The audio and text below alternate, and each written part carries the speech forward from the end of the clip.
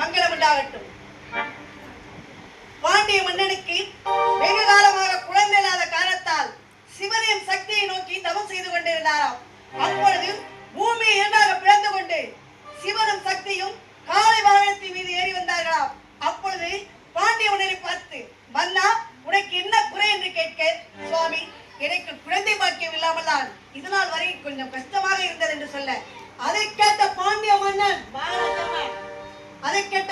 மன்னன் சிவனும் சக்தியும் சந்தோஷத்திலே மகிழ்ந்தார்களாம்.